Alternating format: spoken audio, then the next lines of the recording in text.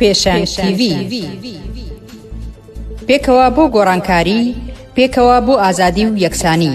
کەسێ بەتەمای چاکسازی لەم دەسەڵاتەیە بکەم، بەس خەوە بینێ. نەریتێکی شۆڕژێرانە، نەریتێک کە لە خوارەوە خەریکە بنیاتی کۆمەلگایان.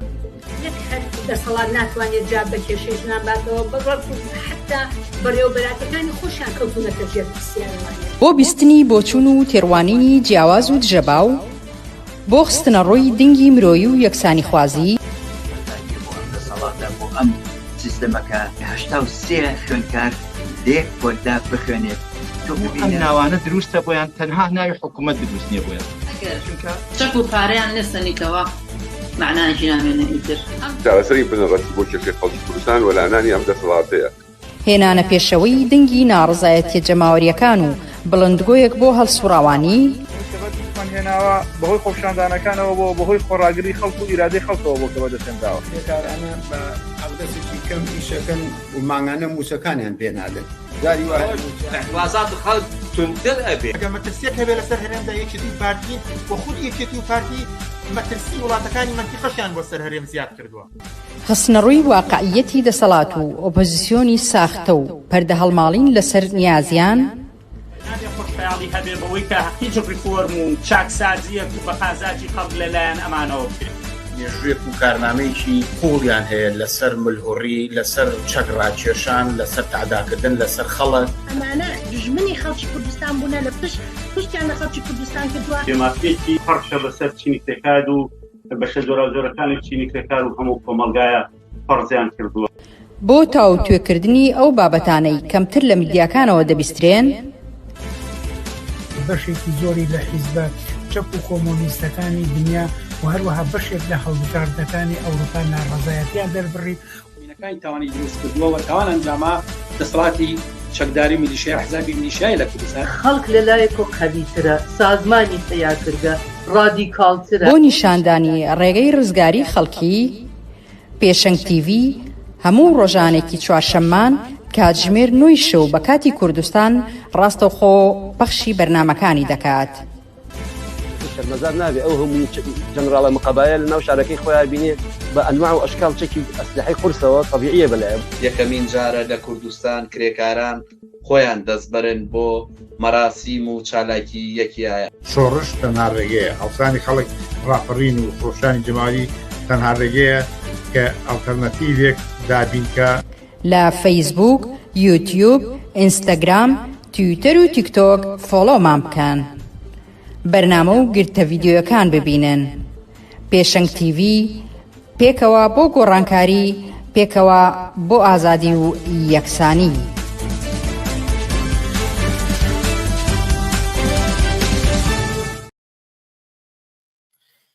کاتژمێر 9 و کاتی پێشکەشکردنی بەرنامە ڕاستەوخۆکانی پێشەنگ TVە. بینەرانی عزیز، من بنار مستەفام و خۆشحاڵم چوارشەمەی کردێمە وڵاتان بۆ پێشکەشکردنی پەخشی ڕاستەوخۆی بەرنامەکانی پێشەنگ TV. بەرنامەکانی ئەمڕۆمان ببورن 4 مارسی 2026 تایبەتە بە هێرشی ئەمریکا و ئیسرائیل بەسەر ئێران. تەوەری یەکەممان مێزگردێک دەبێت لەگەڵ خالیدی حاج محەممەدی لە ڕاوەری حیزبی حکومەتی سخەتی ڕسمی و محسین کەریم ئەندای مەکتەبی سیاسی حیزبی کۆمونیستی کرێکاری کوردستان. لە بەشی دوێمی بەرنامەکانیشماندا لەگەڵ تایر حەسەن چاوپێکەوتنێکەکەین لەسەر ئەو پلانەی کە ترامپ دایناوە بۆ حیزبەکانی کوردایەتی و ئەوەی ئەوترە فرسەتە بۆ کورد و هەتاوەکو دوای ئەمانە داوتێ دەکەین. وەک هەمیشە ئێوەش دەتوانین با پرسیار و سەرنج و تێبینیەکانتان بەشداری بکەن. هەر لێرەشدا ئەوە ڕابگەێنین کە هەفتەی ڕابردوو لەسەر ئەو ئیتیلافەی کە 5 لایەنی کوردستانی ئێران پێشیان هێنابوو، ئەو بەرنامەیە پتر لە 200,000 بینەری بووە کە لەگەڵ محەممەدی ڕاستیا بووە، زیاتر لە 2200 لایکی بۆ هاتووە و زیاتر لە 100 کۆمنتی بۆ هاتووە. بە پێویستی دەزانین کە بەشێک لەو کۆمنتانە لەگەڵ محەممەدی ڕاستیا وەڵام پێ بدەینەوە، بەڵام بەرنامەکانی ئەم ڕۆمان دەرفەت نادا هەڵێگرین لە فرسەتێکی تردا ئەو ناڵ بەسەرماندا تێپەڕێت ئەو پرسیار و تێبینیانەی کە هاتوون بێ وەڵام ناهێڵینەوە دێنەوە سەریان. یەکێک بوو لەو بەرنامانەی کە تا ئێستا زۆرترین بینەر و زۆرترین کاردانەوەی هەبوو. سوپاس بۆ بەشداری چالاکانی ئێوە. هەروەها تیرۆری یەنار محەممەد و 8 مارس ئەهێنێت بەرنامەی تایبەتیان بۆ بکرێت. حتمما ئەوانش بەسەرماندا تێناپەڕێن و لە بەرنامەکانی پێشەنگ تیڤ جێگیان دەکەینەوە. بەڵام ئەم بابەتێکی ئێستا هەموو دنیای هەژاند و تەوەری سەرەکیە هێرشەکانی ئیسرائیل و ئێران بۆ سەر ببورن هێرشەکانی ئیسرائیل و ئەمریکا بۆ سەر ئێران تەوەری سەرەکی ئەم ڕۆمان. لەگەڵمان بن بۆ بەرنامەکانی ئەم شەوە.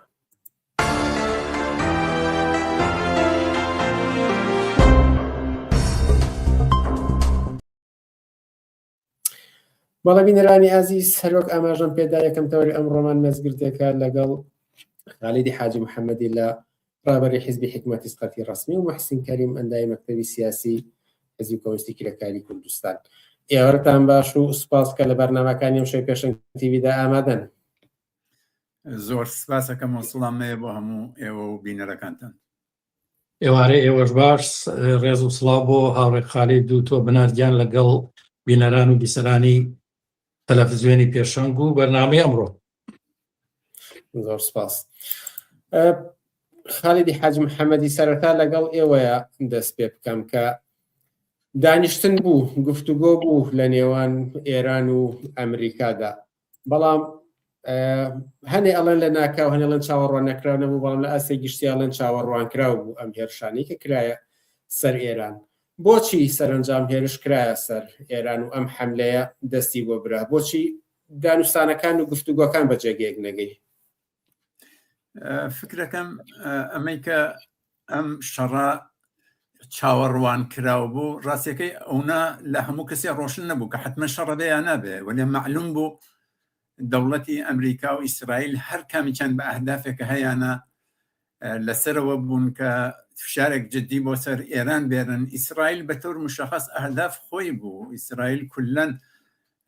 لە بۆمبەست و ئیستیسال و دوای ئەوەی کە بە کوشتاری مردمی فلستینیش بە ئامانجەکەی خۆی نەگەیی، ئەو کولەن پرۆژەیەکی هەیە کە لە خاوەرمیانە بێ بە دەوڵەت سەرەکی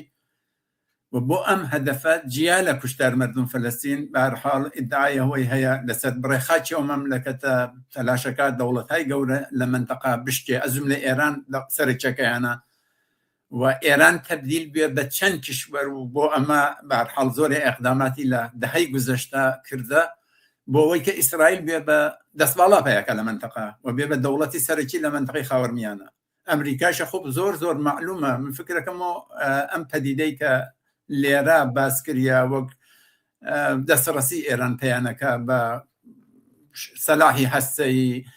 یا نازانم زۆرە لەم شتانێکە باسییان کرد، فکرەکەم بیانویە زیاتر نەبوو 50 ساڵمە بە ئێرانێژن هەر وەختێ بیانەوێ عەلەی ئێران و شەڕێکیان بێ لەگەڵ ئێران و پیانەوێ شتێکی پێت هەمێڵکان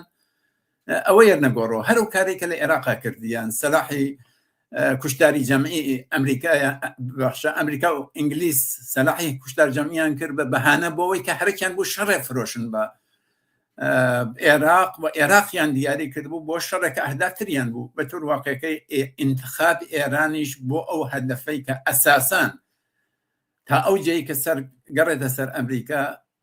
موقعیت ئێرانە لە منتەقەیەکە لە ڕابطە بریکسە لە سەر مەسەلەی چین و مقابڵە لەگەڵ چینە ئەمریکا ئێرانی انتخاب کرد کە بە فشار لەسەر ئێران و بە تەسلیم ئێران تەسقیف بەرنامەی چین و رووسیا و ئەو بلوکە بێ کولان و ئێرانیش بێتە سەر و شتانەی کە ئەمریکا لێ داواکە. خب ئەمە ئێرانیش عەلاڕەغم دوو دەور مزاکرەکە بوویانە بێکۆ تا ئەو سەتحە کە ئەمریکا ئەوێ قبوڵیان نەکرد و حمڵیان پێکرد. ئەکرا من فکرەکەمەوە ئەو شتانەی کە باسییانەکەن ئێران تەلاشیە کرد بە جۆرێ هەتا بە کۆتاهاتن لە بڕێ لەو شتانەی کە پێشتر حاضر نەبوو لی کۆتا بێ بەو شرتێک کە حمڵی پێنەکەن وەلێ خوب دیارە ئەهدافەکەی ئەوان بەوەی کە ئێران پیانەدا بەراورد نەبوو و ئەمر ئیسرائیلیش پەدیدەی جددی بوو بەڕاستی لە منە فشاری ئیسرائیل بۆ سەر دەوڵەتی ئەمریکا تەلاش بۆ متقاعدکردنی بێتە پای ئەمە پەدیدەیە بوو. وازانم هەدەف هەر کامێکیان ئەهدافێکیان بووە سەرنجام بالاخره بوو ئەوەی کە حملە بە ئێران کردیان.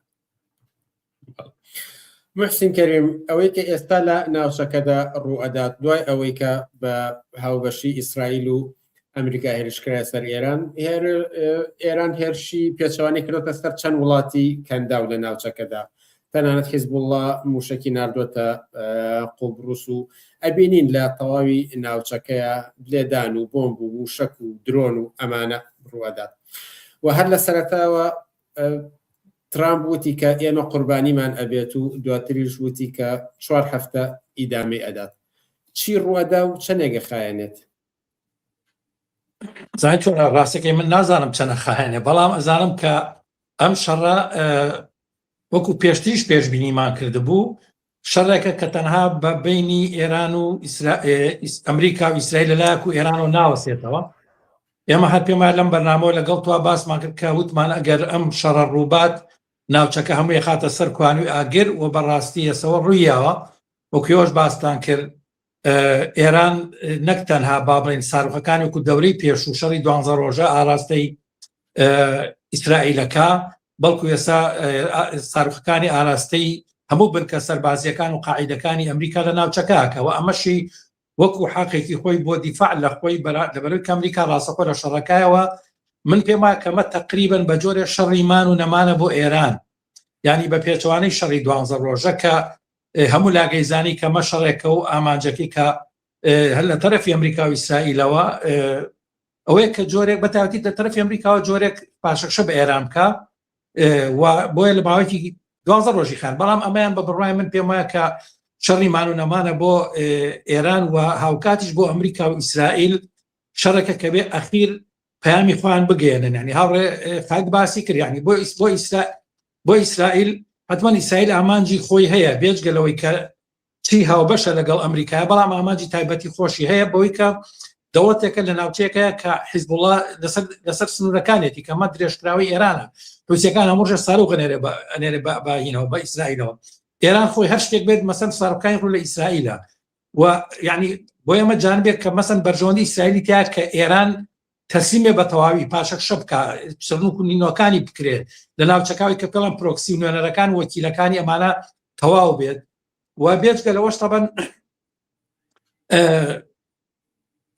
بەشێک لە تەبلیغات و پروپاگاندەی ئێران هەمیشە ئەوە بۆ تەقوی خۆی بۆ پروپاگاندەی سیاسی فکری و ئایدۆلۆژی خۆی مەسەلەی فەڵەستینی بەدەستەوە ئیسرائیل ڕاستەخۆ ئەو هێزەیە کە دەوڵەتی کە فەڵەستین داگیر کردەوە قەت و ئامەکە، ینی ئەمەش فاکتەرێکی ترە مەسەلێکتە کە پێم وایە ینی بەرژەوەندی ئیسرائیل بۆ تێکشکانی ئێران هەتا ممکنە تایبەتی تر بێت لەوەی لە بەرژەوەندەکان و لە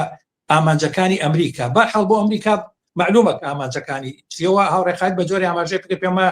منیش هاوڕام لەگەڵەوە ئێمەژەم لە بەیان نامی حیزب ئاماژەمان بەوە کردووە کە ئامانجەکان چیەوە بۆیە ینی بەڕای من لە ئێستەیە ئەوەی کە سیاسەتی ئەمریکا و ئیسرائیل ئەگە بڵێم سەرباری تایبەتمەندی هەریەکەیان، بەڵام یەکشت کە مشتەرەکەوی ژەوەیە کە بێ ئەمریکا تەسلیم بکرێت، ئەمریکا تەواو کۆتایی ببوورە، ئێران بێت تەسلیم بکرێت، ینی بەڵێ بەوەی کە هەموو هێزانی کە پرۆکسی ئێرانن مەسەرەن لە حیزبوڵڵا لە حەشدی شەعبی عێراق لە حوسیەکان لە هەموو ئەمانە بێت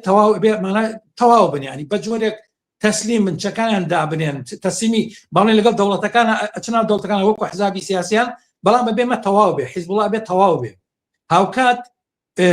ئێران ژە بێت تەسلیم بێت بە نەخشەی ئەمریکا. قەرارە ئەمریکا بە بڕوای من لە ناوچەکە دوای ئەو شکستانی کە بەسەری هاتەم شکستی لە عێراق لە ساڵی 2012 کە ناچار بوو عێراق بەجێ بێڵێ بە جۆرێک و هەم شکستی لە توان بڵێم لە ئەفغانستان و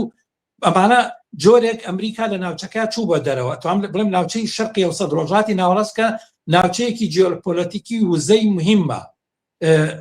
بەڵام جارێکی کە ئەمریکایە بگەڕێتەوەی کە مەسەرەن زۆر جار هێن ڕەخناگرێت ترام ڕەخەر ئێمە عێراقمانی کرد و بەڵام جێمانێشت، ئێمە ئەومان کرد و جێمانێشت، ئەڵێم جارە نابێ ئەو غەڵەتە بکەینەوە بە جۆرێک ئێوە بگەڕێتەوە ئەمریکا خەریکە ئەگەڕێتەوە، ئەمەش لەژێر چیە لەژێرەوەی کە خوان پێڵەن شەرقی ئەوسەتی گەورە ڕۆژهەڵاتی ناوەڕاستی گەورە کەتیایە ئیسرائیل وەکو هێزێکی لۆکەڵی محەلی ئەبێ خاوەن قەراری ئەخیر بێ خاوەن قسەی ئەخیر بێ و ئەمریکا وەکو هێزێکی ئەبەرقودرەت وەکو هێزێکی سوپەرپاوەر و هێزێکی ئیمپریالیستی لە ناوچەکە ئەبێ خاوەنی قسەی ئەسڵی بێ. ئەمە حتمما تەزادەکە یا ناکۆکی ئەکادیا بەرامبەرکیەکە لەگەڵ نفوزی چین و رووسیا و بەتایبەتیش نفوزی چین کە چین ئەم ناوچەیە بۆ چین بەڕاستی ناوچەیەکی مهمی با بڵین هەم ئابوووریە بۆی کە چەندین پرۆژەی ئابووری لەم ناوچەیە بەڕێکخراوە ڕێگەی ئەوی پەڵێن ڕێگەی ئاوریشم و ئەو هینەی کە بابڵین اتفاقاتانی کە لەگەڵ عێراق کردێت ئەو اتفاقاتانی کە لە دەوڵەتەکانی خلیج کردێتی لەگەڵ ئەفریقاوەمانە کردی ینی ئەم زەربەیە ئەگەر لە خەلیجا لە منطقەی خەلیجا لە منطقەی بابڵین شەرقی ئەوسەتا ئەمریکا پێشەوەی گەورە بکات و ئیسرائیل وەکو هێزی ئەسلی ناوچەکە بێ ئێران پاشەکشەکە بەڕای من زەربێکی گەورە لە چینەکە کەمە بەڕای من ئامانجێکی گەورەی ئەمریکایە ئامانجی گەوری ئەمریکا بەڕای من ئەسڵەکەی شەڕی لەگەڵ چین ینی منافیسی ئەسلی ئێسەی ئەمریکا لەباری قسادی و ئەمە هەمووینەکان ئەمینە شەڕای قسادیەکان لەگەڵ چینایە و ئەم مینەشکە وەکو حلفێک طبعاً بەرەبەرە خەریکە دروست دەبێ بڵێک و جۆرێک لە هاوپەیمانی بریکس وەکوی کە هەوڕێی خەلیج باسی کرد مەسەن ئەمانە رووسیا و چین وەکو دوو هێزی ئەسلی لەگەڵ مەجموعەیەک هێزی تریتیا کەمانە لەباری قسادی و بەشێکی گەورەی قسای دنیا دابینەکەن و بەشێک لە بازاری کاری دنیا دابینەکەن ئەمانە تەمەن ئەگەر زەربە بخواد ئەمە لە ڕێگەی ئەم شکست بە ئێران لە ڕێگەی تەسلیمکردنی ئێران و بەڕای من ئەمریکا لە منطقەکە سەرکەوتێکی گەورە بەرامبەر بە چین و بە ڕوسیاش بەدەزێنێت و ئەوکاتە ئیسرائیلیش سەرکەوتێکی گەورە لە بەرامبەر ئێران لە بەرامبەر ناوچەکە بەدەزێنەوە پرۆسەی سولحی عەرەب ئیسرائیل بەڕای من بە سەرنجامە گایتر ینی قەزەی فەڵەستین ئەچێتە دواوە بۆ هاتایە قەزەیەک نامێنێ بەنای فەڵەستینەوە ئەوەی کە پێوان ڕێگەی ئیبراهیمی داود ئەوە جێبەجێ ئەبێت و پرۆژەکانی پرۆژەی اقتصادیەکانی ئەمریکا لە ناوچەکە دەست پێکات و وەکوتم لە ژێر ناوی شەرقی ئەوسەتی گەورە کە ئیسرائیل خاوەن قسەی یەکەمە لە ناوچەکە وەکو هێزێکی محەلی لە بەرامبەر ئەوانی کە وابێت دەوڵەتە عەرەبیەکان سەرە بدن بۆی کە لەگەڵ ئیسرائیل اتفاقن ئەمە ئەو ئەجندەیە کە بە بڕای من ئیسرائیل و ئەمریکا کۆکاتەوە لە بەرامبەر ئێرانە بۆیە ئێران شەڕی ئەخیری خۆیە کات ئەگەر ئێران لەم شەڕا بدۆڕێ بە بڕای من یعنی هەتا ئەگەری ئەوەی هەیە کە ئەم ڕژێمە ینی نەک تەسلیمی بکەن ئەگەری ڕوخانیشی هەیەوەی کە ئەڕوخیانە و بار هەڵباسی بکێت کە ڕەنگە زۆر ش دەڵگرێ بەڵام لانی کەم ئایا ئێران بەڕاستی تەسلیمە بێ بەو شکڵی کە ئەمریکا هەیە دیانە ئەمەش خۆی مەسەلەیەکە کە یعنی پێویستی بە جەدول بە بەحث و مەجموعە فاکتەر دەورە بینن لێرەیە فاکتەر ئایا مەسەن بەڕاستی چین لەو حەدەی کە تا ئێستا هاتۆتە ناو قەزیەکە لەو حەدەیە ئەوەسێت یان ئەویش محاولاتی ترەکات ئایا دۆخەکە لەسەر ئەمریکا قورس ناکەن ئایا شەڕەکە بۆ ئەمریکا درێژ ناکەنەوە تاقیداتێک کە مەسەن لە ڕێگەی نادنی چەک لە ڕێگەی هاوکاری باڵین لۆجستیکی لەگەڵ ئێران هەم رووسیا هەم چین ئایا شەڕەکە بۆ ئەمریکا درێژ ناکەنەوە ئایا مەسەر قاچی ئەمریکا ڕناکێشن بۆ ناوینێک دەوڵەتەکانی تر کاری ئێستا هاتن تا کێشەکەەوە کە ممکنە بعدی شەڕەکە زۆر گەورترێت ناوچەکە کە کارەساتەکەی خەتەرتر بێ و کاتە ڕەنگە ئاراستەی وڵاوەکان بە ئاقالێکی ترا بڕوە ئاماژەتان بە بابەتی فەڵەستین کرد و بینەرێکیش پێی وایە کە بۆ یەکلاکردنەوەی پرسی کێشەی فەڵەستینیشە بۆیە خۆتان هاتنە سەری بەر لەوەی کە سەرنجی بینەر بکەمە پرسیار بەڵام خاڵی حاج محەممەدی بێمە سەر ئەو تەوەری کە لە کۆتایی یا محسین کەریم هاتە سەری و کە ئەمریکا ئێستا باسی هەردووکان ئاماژەتان بە ئامانجە سەرەکیەکە دا و جەنگی سەرەکی کە لەگەڵ چینیشدایە بەڵام ئایندەی کۆماری ئیسلامی لێرەدا چی بەسەریە چونکە ترامپ وتی کە کۆتایی پێدێنین دواتر وتی ئێمە بۆم دەکەین و خەڵکی لە ئێرانە بچن جونگەکانی دەسەڵات بگرنە دەست و بۆ چونێکیش هەیە کە دەڵێت نایەوێت کۆماری ئیسلامی بڕوخێنێت بەڵکو ئەوەیە کە لاوازی بکات و تەسلیمی بکات ئێوە چۆنی دەبینن من ئەگە ئیجازە بە یەک دوو نوکتە باس بکەم لە سەر بەحسە ئەوەڵەکەی کە هاوڕێم حسێنیشی شارەی پێکرد بێ هیچ سەردی دێ جمهوری ئیسلامی لە منتەقە دەوڵەتێکە کە فراتر لە ئێران متحدین خۆی هەیە وەک حزب الله مەسەلەن وەک حەش شعبی و ئەمانە ئەهروم هەیەکە کە لە سەح سەعیەکە بلەخرا ئەمنیەتی خۆی لە ئێرانە بە ئیتکا بە دەسوبایە کە دایکێشابی پارێزەوەم لە شتە جدید نییە هەموو دەوڵەتەکانی منتەقەش هەتا عەرەبستان مەسەڵەن تۆ ئەو دەورە لە نەزەراگرێت داعش و ماعشوش دەبوون قەتەر و عەرەبستان پولیان پێدان و ئیسش تورکیا مەسەڵەن هەر دەوڵەتێ لە منتەقا بۆ حفظ خۆی سعیەکە لە 100 منتەقا بلەخرە ئیمکاناتی جۆرکە و ئێرانیش هەم کاری کردە بەڵام ئەمریکا شەڕی ئیسرائیلە یا شەڕی ئەمریکایە بەڕاستی ئەزانم مەسەلەی حزب الله یا مەسەلەی حەماسیان هەتا دەورێ من وە نازانم حەماس نیروی نیابەتی ئێرانە وەلێ بلەخرە ئەو شتەی کە خۆیان ئەیانوێ بیوەنە پێشەوە لە ژێر ناو ئەوەی کە ئەمانە گویا ئەمنیەت منتەقەیان خستەتە خەتەرەوە ئەیوانە پێشەوە من فکرەکەمەوە ئیسرائیل لە هەموو دەوڵەتە لە منتەقە زۆرتر منتەقەی خستوەتە سەر لەگەڵ خەتەرە مواجه کردا وا نازانم هەتا ئێران 47 ساڵە ئانا لەسەر کارە یەکێ لە دەوڵەتای گەورەی منتەقەیەوەیشێ لە دەوڵەتای جەنایەتکار منتەقەیە کە ئێمە و خەڵکی ئێران 47 ساڵە لەگەڵیش بەشەڕین ولی حقیقتا لە هیچ کوێ ئێران نە حمڵەی بە ئیسرائیل کردنە بە ئەمریکا لەم 47 ساڵە لە هەر ئەم منتەقە هەر بەم جۆرە بەهانانە و ئەمریکا لە شەڕ و چەشمەچێش دنیایە خۆی هەیەتی لە هەر دەورێکا جۆرێ بووە ئەوە ئەفغانستان ئەوە یوگسلاوی ئەوە عێراق ئەوە سووریا ئەوە لیبی و ئەوە غەزەشی لەگەڵا بێکە بە هاوکاری لەگەڵ ئیسرائیل بردیانە پێشەوە و ئیسێش ئێران دەرنەتیجە حزب الله بەهانەیە دەسوپاکێشای بەهانەیە ناژم حقیقت نییە حقیقەتە خۆ بەوانی شەرم کاراکەنم شەر و کاراکە ئەمە بەهانەیەکە بە تور واقعیەکەی هەدەف شتێک گەورەترە تاوجەی کە گەڕێتە سەر ئەمریکا و فکر ناکەم ڕاستیەکەی ئەمریکا هەدەفیەوەیە ئلزامەن سیستم گۆڕێ مەسەلەن یا دەوڵەت بگۆڕێ چون نازانێ بەکوێگە ئەوەی کە لە پرۆسەکە بێرە تەبدیل بێ مستەقل لەوەی کە ئەو چی پێخۆشە پەدیدەیەترە و لە ئیسرائیل پەدیدەکەی کامڵەن جیاوازە ئیسرائیل ئەرێوێ ئەم دەوڵەتانەی کە گەورن لە منتەقا بشکن بۆ ئیسرائیل نەخشی سەرەکی لە منتەقا بوێت و ئەو بەرنامە و ئەو ئارەزوانە هەر شتێک ناوێنی کە ئیسرائیل هەیەی کە جملە کولێ بەخشێ لە کشوەرەی عەرەبی لە نەزەر ئەوە خاک ئیسرائیلە ئیمڕۆ لە ئێرانەوە دەستی پێکردە ئەگە ئەو نەخشە بڕواتە پێشەوە ئێرانی شتێکی لێکە کە ئەو تەقسیم ئێرانە بە کشوەرهای چکۆلە کە هیچ کامێکیان نەوێرن لە مەقابڵ ئیسرائیلە بیوێسن بە شەڕی خوێنین داخەڵی هەرێکی بیواتە پێشەوە بۆیە پەرچەم کورد هەڵەگرێ پەرچەم بلوچ هەڵەگرێ پەرچەم ئەمانە هەڵەگرێ کشتی درۆینن بۆ ئەوەی کە شەڕی کورد و عەرەب و تورک و نازانم هەر ئەقەلیەتێ یا هەر مردمێکە لە ژێر ناو ملیەتێکە یا مەسەبێکە یا ڕێیخاوە ئەو بگا بە ئامانجەکەی خۆی با خەڵکی ئەنان لەناو شەڕی داخڵی ناوخۆیانە نقم خوێن بن ئەمە لەمە ئەمەیکێ بە کوێگا بەڕاستی قابل پێشبینی نییە منیش هاوڕێ مەحسینیش بە دروست باسی کرد بە تور واقعەکەی ئێرانیش شەڕی سەرۆماڵەکە فکرەکەم شەڕی 12 ڕۆژە ئەهدافێک ئیسرائیل و ئەمریکایان پشتم ئەمریکا چون ئیسرائیل پەدیدەکەی تۆزێ متەفاوتە هەدەفێکە ئەوان بوویە ئەو بەراوردە ئەوان بوویان کە حملەیەکەکەن سەریع و لە چەند ڕۆژە تاین تەکلیفەکەن ئێران بە چۆکا دایرن لە ئەقل ئەوەی کە ئەمریکا داینابوو بۆ خۆی خوب بەمە نەگەی معلوم بوو گومبەت ئاهەنی ئیسرائیلیش موشکلی و عبورەکە و وەختی ئەوە کون بوو و معلوم بوو زەرەباتە خۆن ئەوانیش خوب ئەمریکا ئیعلام پایان شەڕەکەیدا و خوب ئێرانیش بێ ئەوەی کە هیچ لایە تەوافقەکەن چوونە پای ولی ئەم دەورە بە تور واقعەکەی ئەمە نییە ئەبعاد شەڕەکە تایسە زۆر زۆر وەسیع بووە مخاتراتەکەی وەسیعتر بووەتەوە ئێرانیش لە دفاع لە خۆیان هەر پایگایە ئەمریکا بێت لە منتەقە کوتایەتی کە گشتمان شاهدین لە کشوەرهای خەلیجە تەنگەی هورمز بە سریە وەست نەفت وەمانە کۆڵی تاسیراتی لەسەر اقتصاد دنیادانە هەرێکی ئەهرم بێ فشار بێرێ بە هەر قیمەتێکە معدوم بۆی مەقدورە دەنجە ئایندەکەی ڕۆشن نییە حقیقەتەن من فکر ناکەم لە کۆتا مدەتە حەدی ئەقل بە ماگا کە دەوڵەت ئێرانە ڕۆخێ وا نازانم چۆن ڕێگەیکی تنیا ئەوێسێ ئەو شرایەتش کە ئەوان مەگە ئەوەی کە بەڕاستی ئەمریکا بەو نەتیجە بگا کە شەڕەکە وا ناچێتە پێشەوە نازانم لە مەرحەلەیەکە تەوافقێک هات و بێژێ پیرۆزم چون ترامپ هەرێکی حتمما دەژێ من پیرۆزمەند بووم لەم شەڕە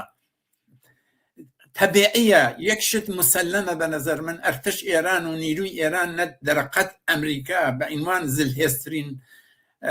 نیروی نظامی و هەتا اقتصادیش ئیمڕۆ فعلا لە دنیا بە ئیسرائیلیشەوە کە بووە بە پادگانی ئێران دەرەقەتەوە ناکە بەڵام خەڵکی ئێران لە تماخۆن ڕاستیەکەی وایش نازانم لەژێر ئەم شەڕە ئەم کەسانەی کە تەرەفدار شەڕەکەن ئەم کەسانەی بەشێ لە معزلەکەن و ئارەزووی ئەم شەڕیان ناکرد ئۆپۆزیسیۆنی ئێرانێک کە شەرطەڵەب بوون ئومیدوار بوون خۆشباتر بینە سەری ئەوەی کە ئۆپۆزیسیۆنی ئێرانی لێرەدا چی هەڵوێستێکیان هەیە بەجیا قسەباسی لێ بکەین فقەتەنە بێژم فکر ناکەم ئەمە بەراورد بێ لە ژێر ئەم شەڕان مردم ئێران بێنە خیابان و بچنە گژ ڕژیم ئێرانە فکرەکەمەوە گەورەترین گەورەترین لەتمە لە مردم ئێران لەم شەڕا دریا جمهوری ئیسلامی لەتمەی خوارد بەڵام مردم لەژێر بۆمبارانان ئەو ئیتفاقی لە ئێرانە ئەبعادەکەی چەندێکە ئومیدوارم توول نەکێشێ وەلێ زەواهر نیشانە ئیتر شەڕی 12 ڕۆژە نیەوام شەڕە توولانیترە مخەڕەبترە دەردناکترە ترسناکترە بۆ خەڵکی ئێران و بۆ کولی خەڵک منتەقەکە و دنیاش. هەر لە ئیدامێ قسانەیە محسین کەریم لە ئێوە پرسم پرسیاری خۆم و بینەر دەمشکم بە یەکە کۆتایی هێنان بە جمهوری ئیسلامی ئاواتێکی زۆری خەڵکی ئێران و ناوچەکەیە بەڵام ئەم هێرشانە سەر بەخۆ لە ئامانجی ئەوەی کە ئیسرائیل و ئەمریکا چییە جمهوری ئیسلامی لاواز ناکات و دەرفەت بکاتەوە بۆ کۆتایی هێنان بە جمهوری ئیسلامی و بە بەرژەوەندی خەڵک کۆتایی بێت ئەزانی چۆنە هەوڕێ خالید لە ئاخری قسەکانە باسی کرد فەزای شەڕ لە کاتێکە کە بۆم ینی ساڕوغ بەسەر سەری خەڵکی ئێرانە ئەبارێ لە کاتێکە کە قوتابخانەکان و خەستخانەکان بۆمبارانەکرێن لە کاتێکە خەڵک تەنها ئەوێ سەری خۆی دەرکابۆی بەر موشکەکانی ئیسرائیل و ئەمریکانەکەوێ لە کاتێکە کە گەماروی ئابووری خەڵکی کەمەری خەڵکی شکاندووە لە کاتێکە کە هەموو دۆخەکە بێ بە دۆخێکی ئاگر لەو کاتا بەڕاستی ئەوەی کە یعنی هیچ کەسێکی عاقڵ ناچێ بە عقلیا کە پێی وابێ خەڵک بێتە سەر جادە و مزارەکات و دژی ڕژێم ڕاوەسێت یعنی ئەوە بەڕای من هیچ ئینسانێکی عقڵ وابیر ناکاتەوە معلومە فەزای شەڕ فەزای شەڕە فەزای شەڕ ئەوەیە کە هاوڵاتیان مەجبورن خوان پارێزن خوان لە شەڕەکە دوورخەنەوە هەر ئێسا و هەڕەشانی کە کراوە بۆ شارەکانی ئێران خەڵکی تووشی کارەسات کردووە خەڵکی ئەسەن بە بڕای من گەورەترین هەدیەی کە ئەمریکا و ئیسرائیل یان بە جمهوری ئیسلامی ئەو بوو کە شەڕەکەیان دروست کرد ئەمە بۆیە پێم وایە ئەوەی کە هەر کەسێک کە پێی وایە لە نەتیجەی شەڕی ئیسرائیل و ئەمریکا لە دژی دەوڵەتی جمهوری ئیسلامی دەرفەت بۆ ڕوخانی جمهوری ئیسلامی ڕوئەیە بە قازانجی خەڵک بەڕای من یا وەهمی هەیە یا درۆزن و ساختەچێ و درۆ لەگەڵ خەڵکاکە ئێمە تەجروبەی عێراقمانەیە ئێمە خەڵکی عێراق تەجروبەی عێراقمان هەیە کە چۆن هاتن بە ناوی ئەوەی کە گوایە چەکی کۆمەڵکوژی هەیە عێراق هاتن پەلاماری عێراقیانە باشە سەدامیان ڕوخان معلومە هەموو کەسە پێخۆش بوو کە سەدام بڕوخی هەموو کەسە هین بوو بەڵام هەرو کاتێمە کۆمەنسەکانە مانزاری کە چکارە ساتی ڕوبەری عێراقی بێت و بینیمان دوای ئەوە عێراق کەوتە دەست مەجموعەی میلیشیای چەتەی ئینسانکوژی ئیسلامی ترۆریست و خەڵکی عێراقیان دابەش کرد بۆ مەجموعەیەک نەتەوە و مەجموعەیەک ئەقوام و مەجموعەیەک تایفەی مەذهبی و ئەمانەوە لەسەر ئەساسی ئەمە حق و حقوقی خەڵکیان دابەش کرد و کێشمەکێشین کرد ئێستا ئێمە هەموو خەڵکی عێراق هینەکانە بینین یعنی نەگەرەوە خەڵکی کوردستانی عێراق بینین کە تاڵی ڕژێمی بەعسیان چەشت بەداخەوە بەشێک لە خەڵکی دژی ئەم حکومەتی کە حکومەتی کوردیە ئەڵێ با حکومەتی مرکزی بێتەوە ئەمە لە کاتێکە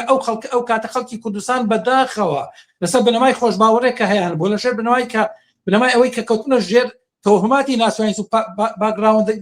بانگەشەکانی ئەوان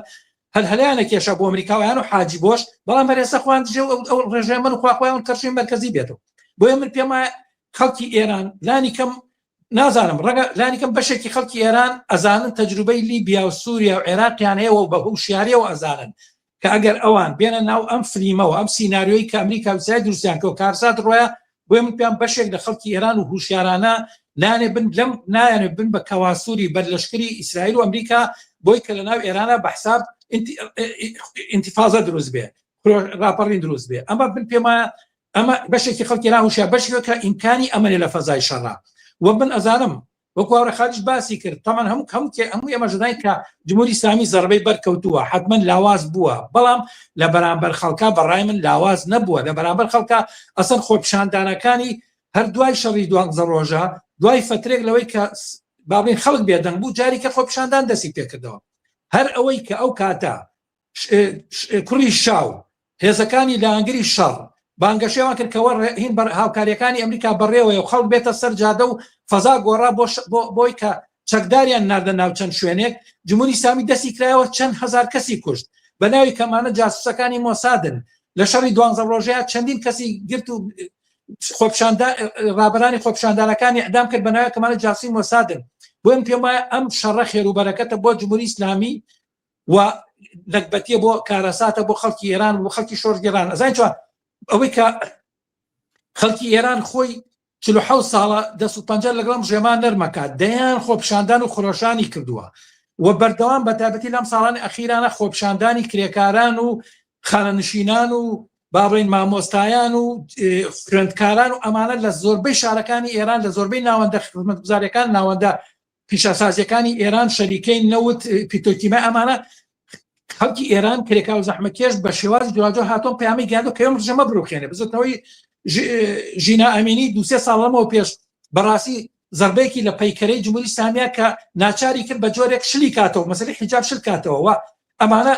ئەمانە ئەو حرەکەتێک خەڵکی ئێران سەرنجام خۆی ئەویست جمهوری ئیسلامی بڕوخێنێ بەڵام ئەمەی کە کردیان بە سەراحەت جۆرێک لە ئێرانە لە ڕبوودەکردن جۆرێک لە ڕفاندنی ئەو دەرفەتە بوو لە خەڵکی ئێران بۆ شۆڕش و بۆ ڕوخاندنی ڕژێمی ئیسلامی و تەبدیلکردنی دۆخی ئێران بە دۆخی شەڕی ناوخۆ من پێم وایە ئەگەر جمهوری ئیسلامی بڕوخێ ئەگەر جمهوری ئیسلامی بڕوخێ لە نەتیجەی ئەم زەربانەی کە ئەمریکای کاوە نەتیجەوەی کە مەجموعەیەک لەم هێزانەی پرۆکسیانەی ئەمریکا کە ئەیانێت لە ڕێگەی تەدەخلی عسکەری و مەسەن فەزا دروستکردن من دڵنیام کە دۆخی ئێران ئەبێ بە کارەسات لە شەڕی لە دۆخی عێراق زۆر خەتەرترە بێت و کاتە لەسەر هەویە لەسەر ئەوەی کە فلان ناوی عەلی فلان ناوی عومەر فلان ناوی عوسمان یەکتریان نەکوشت بەغا کۆڵانەکانی بەغا هەمووی کۆنکرێت و خەرسانەی لە بینی گەڕەکانە جیا کرابەوە هیچ کەسێ نێتوانێت لە قوسان بچێتە بەغا لەبەری کە کورد بە کوژرا لە منطقەیەکی سونی نەدەتوانێت بۆ منطقەیەکی شیعە کوژا بە پێچەوانەشەوە من پێم وایە ئێران دۆخەکە لەمە خەتەرترە بێ ئێران وڵاتێکە گەورەیە وڵاتێکە 90 ملیۆنە وڵاتێکە جمهوری ئیسلامی چەندین باندی هەیە کەمانە هەمووی هەرێکان مەلایەک و مێزە بەسەرێک و هاتوڵا دەتوانێت مەجموعەیەک چەکدار کۆ کاتە و کارەسات دروستکە بێجگەلەوە ئێران منطقەیەکی مهمی جیۆپۆلیتیکە مەسەن ئایا بەڕاستی رووسیا بێدەنگە بێ ئایا بەڕاستی چین بێدەنگە بێ ئایا بەڕاستی تورکیا بێدەنگە بێ من پێم ئەمانە هەمووی بە جۆرێک لەم دۆخات تەدەخولەکەن و من پێم وایە کە هەر شتێک هەر ڕوخانی جمهوری ئیسلامی لە نەتیجەی تەدەخلی عسکەری ئەمریکا و ئیسرائیل بێت من پێم وایە کە کارەسات بۆ خەڵکی ئێران بۆ خەڵکی ناوچەکە ڕوایەت من پێم وایە خەڵکی کوردستان عێراق و ناوچەکەش لەو پریشتی و لەو ئاگرەی ڕزگاریان نابێت کارێسەش بە جۆرێ پریشتکەوینە ڕوو بە کوردستان عێراقی ژاتووە هەموو ڕۆژێ مەسەن درۆنی ئێرانی پەلاماری بابڵین هەولێر و سلێمانی ئەمانایەت و خەڵک لەم وێنات تیاچێت ژیانی خەڵک ئارامی خەڵک تێچێت من پێم وایە کە خەڵکی ئێران گەورەترین زەرباخوا بەداخەوە بە پێچوانەوە ئەم شەڕە بزوتنەوەی سەرنگونی لەلایەن خەڵکەوە بزوتنەوەی ڕوخانی جمهوری ئیسلامی و بستنی شۆڕش گێڕانی خەڵکی کوردستان ئەباتە دواوە کارەسات ئەو دۆخی کە لە لیبیا و لە سووریا دروست بوو لە ئێران شاد دروست دەبێت هیوادارم کەمە ڕوونەیە خالدی حاجی محەممەدی بێمەوە لای ئێوە لەسەر هەمان بابەت ئیدامە بدەم بەڵام ئەگەر دەوڵەتانێکی وەکو ئەمریکا حەملە نەکەن بە ئێران کۆماری ئیسلامی تێکەشکێت ئەڕوخێت یان ئەکرێت چەند 47 ساڵی تر ئەم جمهوریە ئیدامەی بێت وەکو بەشێک لە ئۆپۆزیسیۆنەکان ئەڵێن خۆزگە ئێمە بمانتوانێت کۆتای بە جمهوری ئیسلامی بەڵام بە چێوەرێک ناچاریە ئێوە لەمبارەوە چی دەڵێن بەڕاستی ئەمریکا سەدامی ڕوخان خەڵکی عێراق شتێک بوو بە نسیبیان لە لیبیا قەزافیان ڕوخان ئەو جۆرەی کە بەرحاڵ پیان وابوو ڕزگاری خەڵکی لیبی بەراوردە بێ و شەڕێ چەندین ساڵیان بە کلۆ منتەقام لە سووریەشەم لە لیبی بەناو ئازادی خەڵکی و منتەقەوە فرۆشت بەڵام چەند قەزافی لە لیبی لە قەزافی خەتەرناکتر و مرتەجعتر لەسەر کارن چه شەڕێ خوێنینیان بۆ منتەقە تەحمەڵ کرد یوگسلاوی معزلێکی بوو بەڕاستی شەڕی یوگسلاوی ئەمان سازیان کرد خەڵکیان کرد بەگشت خوێنینیان کرد تازە لە ئوروپایشا بوو فەرز بەرە ئەوەی کە ئیسرائیل و ئەمریکا بێن دەوڵەت ئێران بڕوخێنن بەڕاستی ئیسرائیل و ئەمریکا بنیان ئەبێ شەیاد بێ بێژێ ئەمانە دێن جمهوری ئیسلامی ئەڕوخێن و خەڵک ڕزگارە بن ئیسرائیل ئەوە ڕزگاری خوازە ئەی بۆ خەڵکی فەلەستین وای بەسەر دێ ئەمریکا ئەگە ئەوە ڕزگاری کام کشوەر لە تاریخە لە کل تاریخ ئەمریکا یەک کشوەر بێژن ئەمریکا دەخاڵەتی تیا کردە و خەڵکەکەی ڕزگار بووە خەڵکی ئێران ئەگە قەرارە جمهوری ئیسلامی ئەمریکا بیڕوخێنەوە بڕێت دەسوپاوەند خۆی هەر شتێک ئەگەر تازە بێژین ئەمە بەراورد ئەبێ بەم فەرزەیەوە کە جمهوری ئیسلامی ئەڕوخێنن وەلێ بەڕاستی نوێنەران و نمایندەگان خەڵک لە سبحا دێن و ئازادی ژن و ڕەفاه بۆ خەڵک پەخشەکەن و مەگەر لە عێراقا کردیان چەند جارە بێ ئەمە تکرار بێتەوە. من فکرەکەمەوە ئەم تبلیغاتی کە بەخشێک ئەیکەن کە خەڵک ناتوانن بۆ خەڵک مەقدور نییە با ئەمان بێن بیکەن خۆیان بشێکن لە ماجەراکە خۆیان شەریک قاتڵان و جەلادانێکن کە حمڵاکەن بە ئێران یا قاتڵان و جەلادانێکن کە لەناو حکوومەت ئێرانان. ئیسرائیل و ئێران هەر کامیان پیرۆز بن هەر کامەجان هەتا ئێران پیرۆز بێ خەڵکی منتەقە پیرۆز بووە خەڵکی ئێران پیرۆز بووە یا ئیسرائیل پیرۆز بووە خەڵکی ئێران پیرۆز بووە. بەڕاستی من فکرەکەم ڕوخانن جمهوری ئیسلامی بە خەڵکی ئێران مەقدور بوو جنبشێکە لە جەریانە بوو ئێران دوو جار ئینقلابی تیا کردیا ئێران لیبیش نییە سووریەش نییە عێراقش نییە جنبشێکە لە ئێرانە لە جەریانە بوو پەرچەمێک کاڵی کرد بوو لە سەراسەر دنیا سەمپاتی پێ جەلب کرد بوو خەڵک ئارەزویە کرد ئەم خەڵکە بتوانن بڕۆن و جمهوری ئیسلامی بڕوخێنن لە عەرز 10 ساڵ گوزەشتە جمهوریەک ئیسلامی بەم تەوەحشەیە زۆر شتی پێ تەحمیل کردیا ڕاستە 47 ساڵ لەسەر کار بوو ئەمان هەرچیانە ئەم بڕوخێنن دەست و پاوەڕێ خۆی یا نیرویە خۆی یا هەر شتێک بێرنە سەرکار 47 ساڵی تر ئەمجار لە ژێر دەسەڵات جەلادێکی تر ئەمجار تەرەفدار ئەمریکا قەرارگرین ئەمە ڕزگاری مردم ئێرانە خۆ بەماگەن خۆ لە ئەمە زیاتر نایکەنی تر فۆقی وەک ئیسرائیل چۆن ئەم هەڵوێستی لایەنە ئۆپۆزیسیۆنەکان بە تایبەتی ئەوانەی کە لە پشتی چاوەڕوانیان ومێدیان بەم حەملەی ئەمریکا هەیە چۆن هەڵدەسەنگێنن؟ من فکرەکەمەوە ئەوانە هەر ئەو نیروانن کە لە سووریا ئەرتەش ئازادیان دروست کرد فکرە ئەمانە وەک داعشن وەک ئەلنەسرن وەک سپای سووریان نیرویەکە غەرب مسەلحی کرد داردەست غەربن تەسەور ئەوەی کە حتا ئەمانە لە ئایندا بێنە سەرکار ئەبزارن وەسیلان مقتادا سادرهای ئایندەی ئێرانن فکرەکەمەوە ئێران ئەگە ئەم پرۆسە وا بچێتە پێشەوە ئەتوانێت بێ بە مەیان شەڕی خوێنین وا نازانم هیچ کام لەمانە لە هیچ دەیان داروسەسەی ناو حکوومەت ئێران کە گشتیان مسەلحن لە هیچ کام لەوانە قدرەتمەندتر نین ئەگەر بێتە ئەم تەسویرە بەڕاستی ئێرانەوێ بە مەرکەز تەسویحەسا و باندهایەکە لە ئەحزاب کوردیۆتیانە تا نیروهای فاشیست لە جنوب ئێرانە مەسهەبی و متعسب لە جنوب ئێرانە تا دەسەجات جمهوری ئیسلامی تا هەر باندی مجاهد و هەواداران ئاریایی کە تایسە هیچێکیان دەستیان بە هیچ وێنەگەیە لە داعش زۆرتر هەڕەشە لەسەر خەڵکەکان خوب ئەم مەیانە مردم ئێران فقط دەتوانن قوربانی بن ئەم سەناریۆ ئەزانم ئەمانە وایەژن ئۆپۆزیسیۆن ئێران وایەژن بۆی کە ئۆپۆزیسیۆن ئێران ڕێگەی خۆیان بۆ ئەوەی کە خەڵک بدرێتە دواوە لەم جهتەوە بینن کە بەشکەم ئەمریکا و ئیسرائیل حملەکەن و سەیزۆ ڕۆژ ئەمان چنە سەرکار ئەمان وەسیلەن ئەمان سەرباز و پیادە نظامی ئیسرائیل و ئەمریکان هەر بۆیە ترامپ زەنگ لێ بۆ سەران دەوڵەت ئەقلیم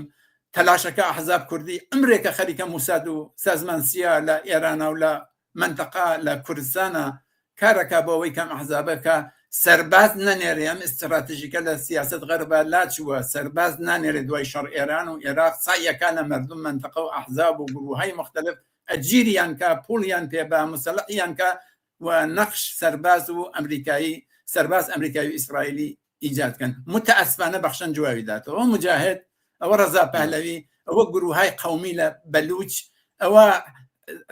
حزبی ئاغای مهتەدی ئەوە متاسفانە حزبی دموکرات و دار و دەستێتریشان حزبی پاک و پژاک و خەبات و ئەمانە ئەمرێکن خۆیان ئامادان ئێژن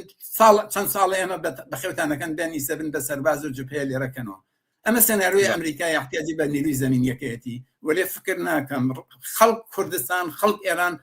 ئاقڵترن فەهیمترن ئاگاهترن لەسەرەوەی کە پیان وابێ لەم ڕێگەوە ڕزگارە بێ جارێ فعلەن متاسفانە خەڵک ئێران قوربانیە بمبارانە ئاوارەجیە و ئەم پرۆسە متاسفانە بێ حەد و ئەنازە خەتەرناکە چەند تەوەرێک ماوە قسەی لەسەر بکەین و بەڵام کاتمان کەم لە بەردەستە ماوە هیوادارم بتوانین بە کورتی چەند تەوەرێکی تر ئاماژیان پێ بدەین لانی کەم